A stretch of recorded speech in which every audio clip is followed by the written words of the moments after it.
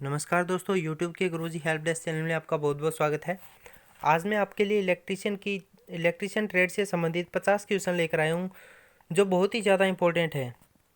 ये क्वेश्चन बहुत ही ज़्यादा इम्पोर्टेंट क्यों है? क्योंकि ये जो पीछे 1-2 सालों के दौरान राजस्थान में जो टेक्निकल भर्तियाँ हुई है, या जो हरियाणा में टेक्निकल भर्तियाँ हुई है, जैसे कि शिफ्ट अटेंडेंट की है, वाटर पंप ऑपरेटर की है, या फिर ग्रिड सबस्टेशन ऑपरेटर की है, या फिर प्रोटेक्शन असिस्टेंट की है, उनमें ये बार बार पूछे जा चुके हैं। इसलिए दोस्तों, इस वीडियो को बिल्कुल मिस मत कीजिएगा। शुरू से लेकर अंत तक हमारे साथ बने रहिएगा।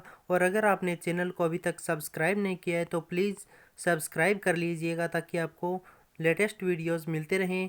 तो चलिए शुरू करते हैं आज की ये वीडियो। क्वेश्चन नंबर 50 तक मैं आपको 2 वीडियो के दौरान मैं उपलब्ध करवा चुका हूँ। और क्वेश्चन नंबर 51 यानी 51 से शुरू करते हैं। फर्स्ट क्वेश्चन आप अपना, प्रतिरोध किसका व्युत्क्रम होता है? जो प्रतिरोध होता है यानी रेजिस्टेंस जो होता है वो किसका रेसिप्रोकल होता है? तो फर्स्ट ऑप्शन है चालकता या कंडक्टेंस, ऑप्शन बी अधिकल्पित प्रवेश्यता या ससेप्टेंस, ऑप्शन सी प्रतिघात या रिएक्टेंस, ऑप्शन डी प्रवेश्यता या एडमिटेंस। तो आपका राइट आंसर रहेगा ऑप्शन ए, चालकता या कंडक्टेंस। जो रेजिस्टेंस होता है वो कंडक्टेंस का रेसिप्रोकल होता है। क्वेश्चन नंबर 52, FET का पूर्ण रूप है। FET की फुल फॉर्म पूछ रखी है। फर्स्ट ऑप्शन है field emission transistor, option B field effect transistor, option C free effect transistor, और option D free emission transistor. तो आपका राइट आंसर रहेगा option B, field effect transistor. Question number 53, 1 volt किसके बराबर होता है? Option A 1 joule, option B 1 joule प्रति सेकंड, ऑप्शन सी 1 जूल प्रति कूलम, और ऑप्शन डी इनमें से कोई नहीं। तो आपका राइट आंसर रहेगा ऑप्शन बी, 1 जूल प्रति सेकंड के बराबर होता है, जो 1 वोल्ट होता है वो। क्वेश्चन नंबर 54, ट्रांसफार्मर का खुला परिपथ परीक्षण किसका पता लगाता है? इसने पूछा कि जो ट्रांसफार्मर का ओपन सर्किट टेस्ट होता है वो किस चीज़ का पता लगाता है? कोर से यानी कोर लॉसेस का, और ऑप्शन बी ट्रांसफार्मर की प्रतिक्रिया ट्रांसफार्मर रिएक्शन, और ऑप्शन सी चर्च है, और ऑप्शन डी ए व सी दोनों का। तो आपका राइट आंसर रहेगा ऑप्शन ए यानी कोर लॉसेस का, कोर हानि का। जो ट्रांसफार्मर का ओपन सर्किट टेस्ट होता है उसे हम कोर लॉसेस फाइंड आउट करते हैं। क्वेश्चन नंबर 55, एसी ऊर्जा मापने वाले मीटर को कहते हैं? Option A watt hour meter, option B ammeter, option C M power meter, और ऑप्शन डी इंडक्शन मीटर। तो आपका राइट आंसर रहेगा option A watt hour meter. Question number 56, शुष्क सेल का ईएमएफ कितना होता है? जो ड्राई सेल होता है उसका ईएमएफ कितना होता है पूछ रखा है। Option A 1.08 volt, option B 2 volt, option C 1.2 volt, और ऑप्शन डी 1.5 वोल्ट। तो आपका राइट आंसर रहेगा ऑप्शन डी, 1.5 वोल्ट होता है जो शुष्क सेल का यानी ड्राई सेल का ईएमएफ होता है वो। क्वेश्चन नंबर 57, चुंबकत्व वाहक बल एमएमएफ मैग्नेटोमोटिव फोर्स जो होता है उसकी इकाई पूछी है इसने। Option A volt, option B weber, option C ampere turn, और ऑप्शन डी कोलॉम्ब। तो आपका राइट आंसर रहेगा option C ampere turn. Question number 58, किसी वितरण ट्रांसफार्मर यानी डिस्ट्रीब्यूशन ट्रांसफार्मर में आमतौर पर प्राथमिक जो प्राइमरी वाइंडिंग होती है उसमें पूछ रखा है क्या होता है, कौन सी वाइंडिंग होती है? प्राइमरी यानी प्राथमिक वाइंडिंग में क्या कौन सी वाइंडिंग होती है, और द्वितीयक में कौन सी वाइंडिंग होती है? तो ऑप्शन ए है डेल्टा डेल्टा, और option B delta star, option C star star, और ऑप्शन डी स्टार डेल्टा। तो जो हमारा डिस्ट्रीब्यूशन ट्रांसफार्मर होता है उसके अंदर जो प्राइमरी वाइंडिंग होती है वो होती है डेल्टा के अंदर, और जो सेकेंडरी वाइंडिंग होती है वो होती है स्टार के अंदर। क्वेश्चन नंबर 50 यानी आपका ऑप्शन नंबर बी करेक्ट हो जाएगा। क्वेश्चन नंबर 59, ट्रांसफार्मर रेटिंग हमेशा डैश में निर्दिष्ट की जाती है। Option A KVA, option B KVAR, option C kilowatt, option C kilowatt hour. Option A आपका करेक्ट होगा। केवीए में जो रेटिंग होती है वो ट्रांसफार्मर की रेटिंग जो होती है वो हमेशा केवीए में डिनोट की जाती है। क्वेश्चन नंबर 60 बुकोल्स रिले है। बुकोल्स रिले पूछिए, इसने क्या चीज़ है बुकोल्स रिले, कहाँ पे यूज़ होती है या क्या चीज़ है। ऑप्शन ए एक यांत्रिक रिले है, ऑप्शन बी एक विद्युत चुंबकीय रिले है, ऑप्शन सी एक गैस संचालित रिले या ऑप्शन डी एक इलेक्ट्रॉनिक रिले है।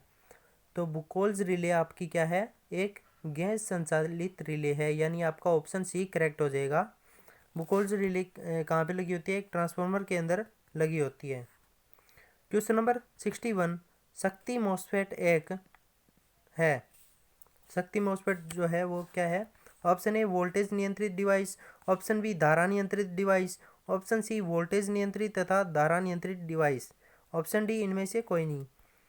तो जो शक्ति मॉसफेट है वो क्या है, एक वोल्टेज नियंत्रित डिवाइस है, यानी वोल्टेज कंट्रोल डिवाइस है। क्वेश्चन नंबर 62 सतह की चमक यानी ल्यूमेंस या प्रदीप्ति यानी इल्यूमेंस की एसआई इकाई क्या होगी। Option A lumen, option B foot candle शक्ति, ऑप्शन सी कैंडल शक्ति और ऑप्शन डी लक्स। तो आपका करेक्ट आंसर हो जाएगा option D lux. Question number 63 ऊर्जा मीटर किस प्रकार का मीटर है। जो हमारे घरों में एनर्जी मीटर लगा होता है वो किस प्रकार का मीटर है। Option A absolute, option B integrating, option C recording और ऑप्शन डी इंडिकेटिंग। तो आपका करेक्ट आंसर हो जाएगा ऑप्शन नंबर बी इंटीग्रेटिंग। जो हमारा एनर्जी मीटर होता है वो इंटीग्रेटिंग टाइप का इंस्ट्रूमेंट है। क्वेश्चन नंबर 64 मेगर का प्रयोग मापने के लिए किया जाता है। जो हमारा जो मेगर होता है उसका प्रयोग किस चीज़ को मापने के लिए किया जाता है। ऑप्शन ए लोड प्रतिरोध, ऑप्शन बी सर्किट प्रतिरोध, ऑप्शन सी रोधन या इंसुलेशन प्रतिरोध और ऑप्शन डी भू प्रतिरोध। तो आपका करेक्ट आंसर हो जाएगा ऑप्शन सी रोधन या इंसुलेशन प्रतिरोध। मेगर का प्रयोग जो होता है वो इंसुलेशन का रेजिस्टेंस मेजर करने के लिए प्रयोग होता है। क्वेश्चन नंबर 65 पदार्थों का वह गुण जो विद्युत धारा प्रवाह में सुगमता प्रदान करता है क्या कहलाता है। ऑप्शन ए चालकता, ऑप्शन बी प्रतिरोधकता, ऑप्शन सी विभवांतर, ऑप्शन डी अचालकता। तो आपका करेक्ट आंसर हो जाएगा ऑप्शन ए यानी चालकता। पदार्थों का वो गुण जो विद्युत धारा प्रवाह में सुगमता प्रदान करता है। पदार्थों का वो गुण होता है जिसके अंदर मतलब जो इलेक्ट्रिसिटी अपनी जो होती है वो आसानी से आगे पास हो सकती है, वो होता है चालकता। पदार्थ का वो गुण होता है। क्वेश्चन नंबर 66 एम्पियर सेकंड किसकी इकाई है। ऑप्शन ए ऊर्जा, ऑप्शन बी चालकता, ऑप्शन सी शक्ति और ऑप्शन डी आवेश। तो आपका करेक्ट आंसर हो जाएगा ऑप्शन डी आवेश। एम्पियर सेकंड जो होती है वो आवेश की इकाई होती है। क्वेश्चन नंबर 67 एक अच्छे चालक में होता है। ऑप्शन ए प्रतिरोध, ऑप्शन बी उच्च चालकता, ऑप्शन सी तापीय चालकता और ऑप्शन डी इनमें से कोई नहीं। तो आपका करेक्ट आंसर हो जाएगा ऑप्शन बी उच्च चालकता। जो एक अच्छा चालक होता है उसमें क्या होता है, उच्च चालकता होती है। क्वेश्चन नंबर 68 सिलिकॉन की परमाणु संख्या होती है। जो सिलिकॉन होता है उसकी परमाणु संख्या पूछी है कितनी होती है। Option A 14, option B 18, option C 6 और ऑप्शन डी 17। तो आपका करेक्ट आंसर हो जाएगा सिलिकॉन की परमाणु संख्या होती है 14, यानी आपका करेक्ट आंसर हो जाएगा ऑप्शन ए। क्वेश्चन नंबर 69 विद्युत ऊर्जा की इकाई क्या है। Option A watt, option B kilowatt, option C joule, option D kilowatt. तो आपका करेक्ट आंसर हो जाएगा ऑप्शन बी किलोवाट घंटा। क्वेश्चन नंबर 70 निम्न में से दिष्ट धारा का प्रयोग होता है। दिष्ट धारा यानी डीसी का प्रयोग कब होता है, कहाँ पे होता है। ऑप्शन ए आर्क वेल्डिंग में, ऑप्शन बी इलेक्ट्रोप्लेटिंग में, ऑप्शन सी बैटरी चार्जिंग में और ऑप्शन डी उपरोक्त सभी में। तो जो डीसी सप्लाई है उसका प्रयोग कहाँ पर होता है, उसका प्रयोग इन सभी जगहों पर होता है। आर्क वेल्डिंग में भी होता है, इलेक्ट्रोप्लेटिंग में भी होता है और बैटरी चार्जिंग में भी होता है, यानी आपका ऑप्शन डी करेक्ट हो जाएगा। बढ़ते हैं क्वेश्चन नंबर 71 की तरफ। क्वेश्चन नंबर 71 भारी जल का अणुभार होता है। भारी जल का फॉर्मूला क्या होता है D2O, और सिंपल जो वाटर होता है हमारा उसका क्या होता है H2O। तो भारी जल का अणुभार पूछा है इसने कितना होता है। Option A 18, option B 34, option C 20 और ऑप्शन डी 40। तो आपका करेक्ट आंसर हो जाएगा option C 20। Question number 72 SWG का पूरा नाम क्या है। Option A standard wire gauge, option B Swiss wire gauge, option C standard wire gauge, option D Swiss western gauge. तो आपका करेक्ट आंसर हो जाएगा ऑप्शन ए यानी standard wire gauge. Question number 74, धारा का प्रतीक क्या होता है, यानी करंट का सिंबल पूछा इसने, क्या होता है। Option A F, option B V, option C R और ऑप्शन डी आई। तो आपका करेक्ट आंसर हो जाएगा ऑप्शन डी आई। आई जो होता है वो करंट का सिंबल होता है, करंट को आई से डिनोट करते हैं। क्वेश्चन नंबर 74, विद्युत चार्ज की इकाई है, जो इलेक्ट्रिकल चार्ज होता है उसकी इकाई कितनी होती है, क्या होती है। Option B coulomb. Question number 75, electron का चार्ज कितना होता है, इलेक्ट्रॉन का चार्ज पूछा इसने कितना होता है। Option A 1.6 into 10⁻⁻18 coulomb, option B -1.6 into 10⁻⁻19 coulomb, option C 0.16 into 10⁻⁻19 coulomb, option D 16 into 10⁻⁻19 coulomb. तो आपका राइट आंसर हो जाएगा ऑप्शन बी -1.6 इंटू 10⁻⁻19 कूलम जो होता है वो इलेक्ट्रॉन का चार्ज होता है। क्वेश्चन नंबर 76, एक पिकोफेराड किसके बराबर होता है। आपके ऑप्शन है, option A 10⁻³ farad, option B 10⁻⁻6 farad, option C 10⁻⁻9 farad, option D 10⁻⁻12 farad. तो एक पिकोफेराड जो होता है वो 10⁻⁻12 फेराड के बराबर होता है, यानी आपका ऑप्शन नंबर डी करेक्ट होगा। क्वेश्चन नंबर 77, तापमान में वृद्धि के साथ शुद्ध धातुओं का जो प्रतिरोध होता है वो क्या होता है। ऑप्शन ए घटता है, ऑप्शन बी बढ़ता है, ऑप्शन सी पहले बढ़ता है फिर घटता है, ऑप्शन डी स्थिर रहता है। तो आपका करेक्ट आंसर आ जाएगा ऑप्शन बी यानी कि बढ़ता है। जब टेम्परेचर इंक्रीज होगा तो जो मेटल्स होती है उनका जो रेजिस्टेंस होता है वो भी इंक्रीज होगा। क्वेश्चन नंबर 78, प्रोटॉन पर चार्ज होता है, जो प्रोटॉन होता है उस पर पॉजिटिव चार्ज होता है और कितना होता है ये पूछा है। ऑप्शन ए -1.6 इंटू 10⁻⁻19 सी, ये माइनस के अंदर है यानी ये नहीं हो सकता। ऑप्शन बी -16 इंटू 10⁻⁻19 कूलम, यानी ये भी रॉन्ग आंसर है। Option C +1.6 into 10⁻⁻19 C coulomb, option D 0.16 into 10⁻⁻19 coulomb. तो आपका ऑप्शन सी करेक्ट हो जाएगा, यानी प्रोटॉन पर जो चार्ज होता है वो होता है 1.6 into 10⁻⁻19 coulomb. Question number 79, form factor होता है, जो फॉर्म फैक्टर होता है वो क्या होता है, कितना होता है। ऑप्शन ए है 1.11, ऑप्शन बी 0.11, ऑप्शन सी 11.1 और ऑप्शन डी 1.21। तो आपका करेक्ट आंसर हो जाएगा ऑप्शन ए 1.11 जो होता है वो फॉर्म फैक्टर होता है। क्वेश्चन नंबर 80, सर्किट के पावर फैक्टर को सुधारने के लिए कैपेसिटर लगाते हैं। जो हमारा जो सर्किट होता है उसके अंदर पावर फैक्टर को अगर इम्प्रूव करना है तो कैपेसिटर लगाते हैं, तो वो कैपेसिटर सीरीज़ में लगाएंगे या पैरेलल में लगाएंगे ये पूछा है। तो ऑप्शन ए है सीरीज़ में लगाएंगे, ऑप्शन बी समानांतर यानी पैरेलल में लगाएंगे, ऑप्शन सी दोनों करेक्ट है यानी सीरीज़ में भी लगा सकते हैं और समानांतर में यानी पैरेलल में भी लगा सकते हैं, और ऑप्शन डी इनमें से कोई नहीं। तो आपका करेक्ट आंसर आ जाएगा ऑप्शन बी यानी पैरेलल में लगाएंगे अगर सर्किट के अंदर पावर फैक्टर को इम्प्रूव करना है। तो बढ़ते हैं क्वेश्चन नंबर 81 की तरफ। घरों में वायरिंग की जाती है, ए समानांतर में, बी सीरीज़ में, सी ए व बी दोनों यानी समानांतर और सीरीज़ दोनों में कर सकते हैं, और ऑप्शन डी इनमें से कोई नहीं। तो जो घरों में वायरिंग की जाती है वो समानांतर में की जाती है यानी पैरेलल में की जाती है। आपका ऑप्शन ए करेक्ट रहेगा। क्वेश्चन नंबर 82, वह तार जो वितरण लाइन को उपभोक्ता एनर्जी मीटर से जोड़ती है। जो वायर हमारे पोल से, जो स्ट्रीट के अंदर पोल लगा होता है उससे लेकर हमारा जो एनर्जी मीटर होता है उस तक आती है, उसको क्या बोला जाता है। ऑप्शन ए प्राथमिक supply, option B main supply, option C service main और ऑप्शन डी वितरण लाइन, तो आपका ऑप्शन सी यानी सर्विसमैन करेक्ट रहेगा। और क्वेश्चन नंबर 83, इंडियन इलेक्ट्रिसिटी यानी भारतीय इलेक्ट्रिसिटी नियम के अनुसार उपभोक्ता को मिलने वाली वोल्टेज का उतार चढ़ाव कितना होता है। जो भारतीय इंडियन इलेक्ट्रिसिटी रूल है उसके अकॉर्डिंग जो हमें वोल्टेज मिलती है उसका प्लस माइनस यानी उतार चढ़ाव कितना हो सकता है।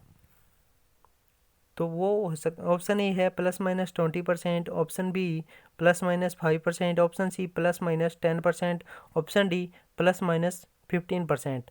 तो आपका राइट आंसर रहेगा ऑप्शन बी यानी +-5%, यानी 5% जो हमारे घरों के अंदर जो वोल्टेज आती है उसका 5% प्लस भी हो सकता है और 5% माइनस भी हो सकता है। क्वेश्चन नंबर 84, ओवरहेड लाइन में सामान्यतः प्रयोग करते हैं।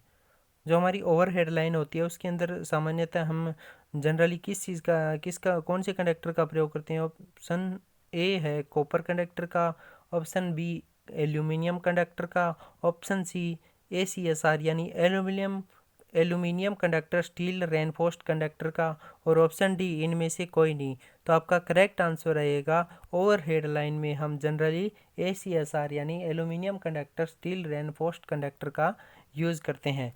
क्वेश्चन नंबर 85, छत के पंखे की ज़मीन से कम ऊंचाई होनी चाहिए। जो हमारा जो छत का पंखा होता है उसकी ज़मीन से कम ऊंचाई पूछी है, कितनी होनी चाहिए। एक इलेक्ट्रीशियन होने के नाते ये आपको जनरली जो क्वेश्चन है बेसिक क्वेश्चन है वो आने चाहिए। ऑप्शन ए है 1 मीटर यानी 1 metre, option B 1.5 metre, option C 2 metre और ऑप्शन डी 2.5 मीटर। तो आपका करेक्ट आंसर रहेगा ऑप्शन डी यानी 2.5 मीटर। 2.5 मीटर जो है वो छत के पंखे की ऊंचाई होनी चाहिए ज़मीन से कम 2.5 metre. Question number 86, 3 phase AC प्रणाली सिंगल फेज एसी प्रणाली से क्यों लाभदायक है। Option A high power factor, option B high efficiency, option C कम कीमत और ऑप्शन डी ये सभी। तो आपका करेक्ट आंसर रहेगा इसके अंदर ऑप्शन बी हाई एफिशिएंसी यानी ज़्यादा दक्षता की वजह से जो 3 फेज प्रणाली है वो सिंगल फेज प्रणाली से बेटर है। क्वेश्चन नंबर 87, निम्नलिखित में से कौन से वोल्टेज का भारत में ट्रांसमिशन नहीं किया जाता। Option A 33 kV, option B 66 kV, option C 99 kV और ऑप्शन डी 220 kV। तो आपका राइट आंसर रहेगा ऑप्शन सी 99 kV का ट्रांसमिशन नहीं किया जाता इंडिया के अंदर। क्वेश्चन नंबर 88, एसी ट्रांसमिशन प्रणाली पर डीसी ट्रांसमिशन प्रणाली का क्या फ़ायदा है। ऑप्शन ए डीसी प्रणाली में कोई स्किन इफेक्ट नहीं होता, ऑप्शन बी डीसी प्रणाली लंबी दूरी के लिए किफ़ायती है यानी फ़ायदेमंद है, और ऑप्शन सी कोरोना जो लॉसेस होते हैं वो डीसी ट्रांसमिशन प्रणाली में नहीं होते, और ऑप्शन डी उपरोक्त सभी। तो आपका करेक्ट आंसर रहेगा ऑप्शन डी यानी उपरोक्त सभी जो ऊपर दे रखे हैं ऑप्शन वो करेक्ट है। जो डीसी ट्रांसमिशन प्रणाली होती है वो उसमें क्या होता है, फर्स्ट कोई स्किन इफेक्ट नहीं होता, सेकंड वो लॉन्ग डिस्टेंस के लिए अगर हम लेके जा रहे हैं या उसका यूज़ कर रहे हैं तो वो काफ़ी फ़ायदेमंद है, और उसके अंदर कोरोना लॉसेस नहीं होता। जो कोरोना लॉसेस जो होती हैं वो ओनली ऐसी सप्लाई के अंदर होती हैं। तो आपका इसका क्वेश्चन नंबर 88 का आंसर ऑप्शन डी रहेगा। क्वेश्चन नंबर 99, ट्रांसमिशन लाइन को उच्च वोल्टेज पर भेजा जाता है क्यों। ऑप्शन ए दक्षता यानी उसकी एफिशिएंसी बढ़ाने के लिए, ऑप्शन बी पावर लॉस कम करने के लिए, ऑप्शन सी पावर ट्रांसमिशन की क्षमता बढ़ाने के लिए, और ऑप्शन डी उपरोक्त सभी। तो आपका राइट आंसर रहेगा ऑप्शन डी यानी ये जो उपरोक्त सभी जो ऑप्शन दे रखे हैं वो करेक्ट रहेंगे। बढ़ते हैं क्वेश्चन नंबर 90 की तरफ। क्वेश्चन नंबर 90, स्किन प्रभाव विद्यमान होता है। जो स्किन इफेक्ट होता है वो किस में विद्यमान होता है यानी किस में प्रेजेंट होता है। ऑप्शन ए एसी ट्रांसमिशन में, ऑप्शन बी डीसी ट्रांसमिशन में, और ऑप्शन सी ए व बी दोनों यानी एसी और डीसी दोनों में होता है, और ऑप्शन डी इनमें से कोई नहीं, यानी आपका ऑप्शन ए करेक्ट रहेगा यानी एसी ट्रांसमिशन। जो लास्ट क्वेश्चन में मैंने बताया कि जो स्किन इफेक्ट जो होता है वो एसी ट्रांसमिशन के अंदर होता है, और जो कोरोना इफेक्ट जो होता है वो भी एसी ट्रांसमिशन या एसी प्रणाली के अंदर होता है। क्वेश्चन नंबर 91, ट्रांसमिशन लाइन में पावर लॉस निर्भर करता है। जो हमारी ट्रांसमिशन लाइन होती है उसके अंदर पावर लॉस जो होता है वो किस पर निर्भर करता है? ऑप्शन ए लाइन में धारा यानी जो लाइन में करंट आ रहा है उसके ऊपर डिपेंड करेगा। ऑप्शन बी लाइन में प्रतिरोध यानी लाइन में जो रेजिस्टेंस चल रहा है उसके ऊपर डिपेंड करेगा। और ऑप्शन सी लाइन की लंबाई जो लाइन की लेंथ है उस पर डिपेंड करेगा। और ऑप्शन डी उपरोक्त सभी पर डिपेंड करेगा। तो आपका करेक्ट आंसर हो जाएगा क्वेश्चन नंबर 91 का ऑप्शन डी यानी ये सभी। क्वेश्चन नंबर 92, यदि किसी सर्किट में वोल्टेज घटाकर आधी और प्रतिरोध को दोगुना कर देते हैं तो धारा कितनी होगी?